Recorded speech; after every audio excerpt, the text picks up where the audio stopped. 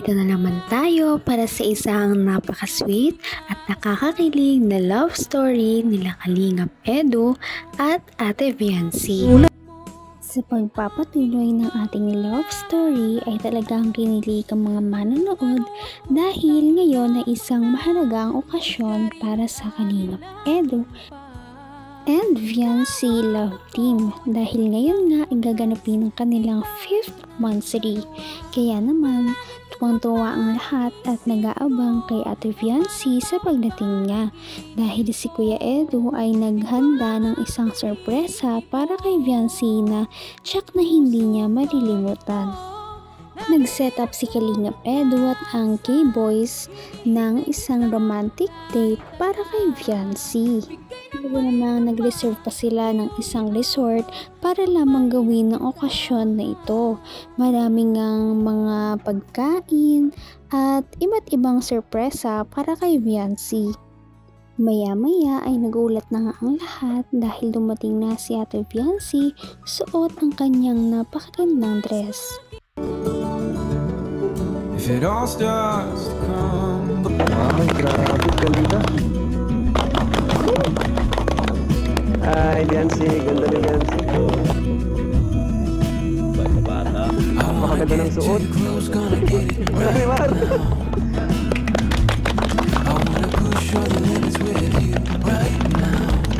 Isa pa, sasabihin ako sa'yo. Ayan. Mahal kita.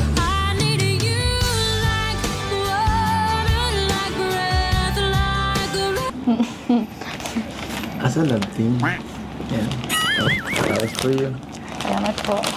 Sa ngayon pa lang. Sarap po. Sige po. Talagang pinaghandaan ni Kalingap Edu ang okasyon na ito dahil kitang-kita naman sa effort niya sa pag-aayos ng mga decoration, may pa-flowers pa siya at napakaganda ng mood dahil sa mga warm lights. Pinuri niya din si Ate Viancy dahil napakaganda nga ng kanyang pink dress na talagang bumagay sa kanya dahil napakaputi niya. Ngayon nga lang nakita ng kanyang team si Ate Viancy na ganito ang suot, kaya naman manghang-mangha sila sa ganda nito. Kinilig pa nga ang lahat noong ibunyag ni Kalingap Edu na sabi niya ay mahal kita kay Viancy. Kaya naman kinilig si Viancy noong time na yon. Ngunit sabi naman ni Kalingap Edu ay mahal kita as a love team, kaya naman nagtawanan ang dalawa. Pagkatapos noon ay kumain na sila. Tibok ng puso. Matagal. Lalo akong humaling. Humaling sa'yo. Sisimula na naman po kayo. Ano? Sa tinagal-tagal ng panahon, wala ka man lang bang naramdaman ka? Kahit ano? Siyempre mas lalo po kitang nakikilala. Dahil mo nang kilala? Opo. Bukod dun. Saka thank you po sa effort. Thank you sa effort. Saka napaka supportive. Normal na yun, no? Iba ang gusto ko. Sarap. Kumusta lasa?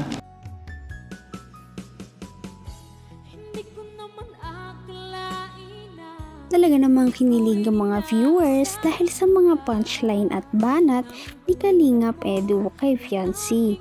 Si Viancy naman ay kitang-kita rin ang pamumula at kilig dahil sa mga sinasabi ni Kalingap Edu. Dahil nga sa sobrang effort ni Kalingap Edu ay nagpasalamat si Viancy sa kanya dahil sabi niya na hindi niya daw inaasahan na magiging ganon ang kanilang pag-celebrate. Akala niya daw ay simpleng pagkain lamang ang mangyayari. Kaya naman nagpasalamat siya kay Kalingap Edu sa effort na yun. At sigurado hindi niya daw iyon malilimutan. Maya-maya pa ay kinilig ng lahat dahil nga may pa-surprise pa si Kalingap Edu kay Viancy. Ito ang mga nangyari.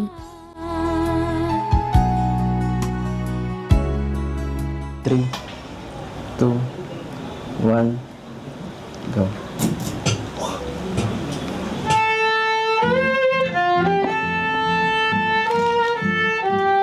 Kumuha pa ako ng violin.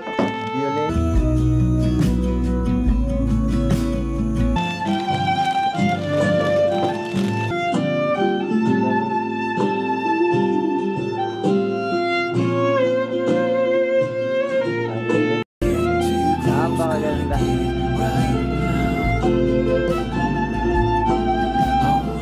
Napakaganda.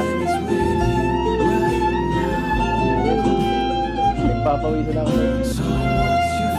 Eh, di po pinapawisan. Di ako sanay sa ganito eh. Sa close. Sobrang lapit mo kasi.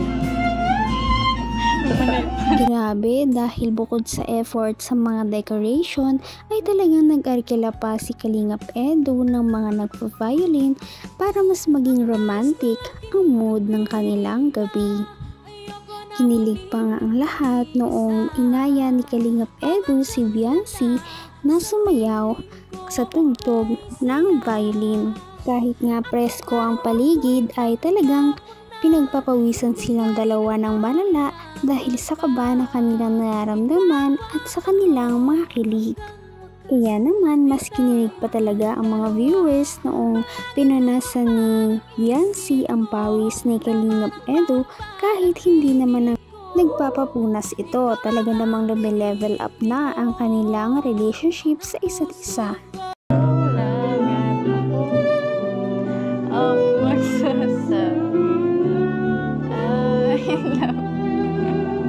Tambiro.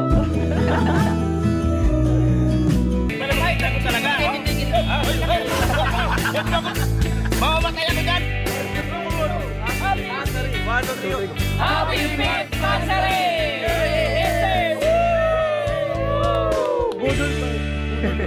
Ayan. Edsay Marathon. At ang daming cake, tinan mo. Oh, alin dyan? Lahat yan sa kanila? Kapataba. Uy, congratulations. 300,000 subscribers. Congrats po sa 300k subscribers. Deserve niyo po yun kasi napaka-asipag niyo po mag-scout. Ang dami niyo pumututulan kahit mainit, umulan. Yan po. Pagkatapos ng kanilang romantic dinner ay kumain na rin talaga ang Kalingap team na kanina pa naghihintay at nanonood sa mga sweet moments ng dalawa. Pagkatapos din ito ay sinelebrate din ang pagka 200k subscribers ng channel ni Kalingap Edu. Nagpasalamat sila sa mga supporters na walang sawang sumusuporta kay Kalingap Edu at sa kanila. Ang galante pa nga ng mga sponsors dahil napakaraming cake na pinadala at may mga money bouquet pa na higit sa 10,000 ang halaga. Pagkatapos ng kanilang selebrasyon ay upo muna si Kalingap Edu at si Viancy sa labas upang makapag-usap-usap ng silang dalawa lamang. At dito may nabunyag na sikreto. Sino ba yung tinutukoy mong crush mo? Sinong secret? Hindi ako maingay. Hindi ako... Kahit sino pa yan. Kahit si Arjun pa yan, okay lang. Ano? Talaga po, hindi po kayo magsiselos? Hindi. From yan. Lalaki siyempre. Ano pang katangian? Bukod sa lalaki. Tahimik po. Tahimik. Sino bang mga tahimik sa atin dito? Madami din. Ano ba? Mabait. Ano ba yan? Cute po. Cute. Cute. Cute? Ano ba? Ano ba yan? Para naman tayo matatapos dito. Anong oras na, oh?